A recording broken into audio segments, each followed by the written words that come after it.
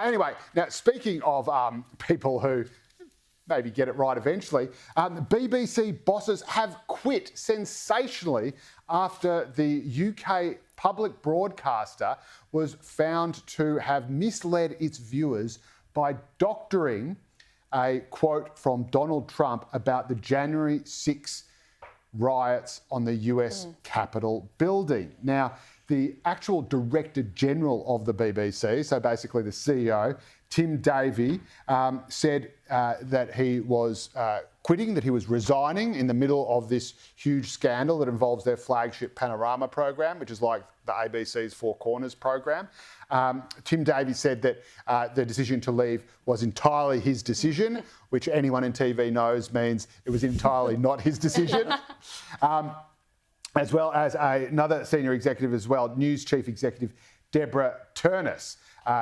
She's resigned as well. And you will see what they actually did to Trump's speech, Trump's address, ahead of the January 6 Capitol riots in 2020 versus what Trump actually said. So first, let's take a look at what the BBC put to air in its, and again, flagship news and current affairs program, what is meant to be the gold standard of trustworthiness and reliability. Have a listen.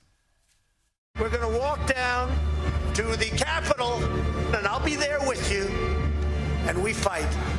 We fight like hell. We're going to walk down to the Capitol, and we're going to cheer on our brave senators and congressmen and women. And so not only Trump just did not say we're going to fight exactly after that bit, they got two completely different parts of the speech and spliced it together. But he also, in other parts of the speech, said it was going to be peaceful and patriotic. Now, again, I think Trump's election denialism was the worst thing he's ever done, and I didn't like what happened on January 6 one bit.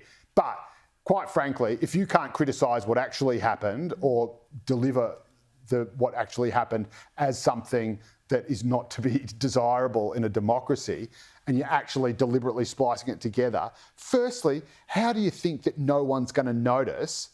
And secondly, what do you think is going to happen when they do? Well, the BBC has just found out its CEO and its head of news have just been voluntarily resigned. But as they should. And it wasn't just on the Trump speech where they've been exposed as having systemic bias. I think this was really the nail in the coffin because it was so obvious and so egregious, but also their reporting of trans issues. They apparently had a special LGBTQ desk. So any story that touched those issues had to go past the gatekeepers of LGBTQ stories who all pushed the same pro-trans agenda on Israel and Hamas. They, of course, aired that documentary where they failed to disclose that the child narrating the documentary was actually the son of a Hamas official. So this wasn't just the only oopsies, right? It wasn't the only instance of this happening. It's systemic, it's broad-based, and I'm glad to see some justice, and people should know they cannot get away with this. Absolutely, but they did for a long time. The BBC knew for 6 months about the doctoring of Trump's speeches. There were 2 speeches an hour apart that they spliced together. Yeah. Or perhaps one very long, rambling speech. Knowing Trump, I suspect it was one 3-hour speech. Yes, probably. But regardless, it was obviously not right. And I just hope that this forced introspection that the BBC now has to do is replicated here in Australia with the ABC, because this is far from a problem just with the British public broadcaster. We very much have this problem here.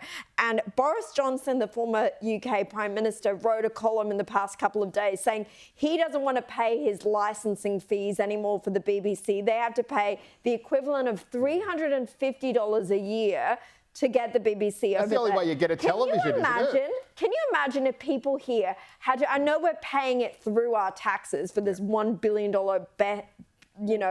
giant that is the ABC. But if we actually had to pay $350 a year. I wish we did have the option to pay a license, because then I'm sure a lot of Australians would simply refuse to.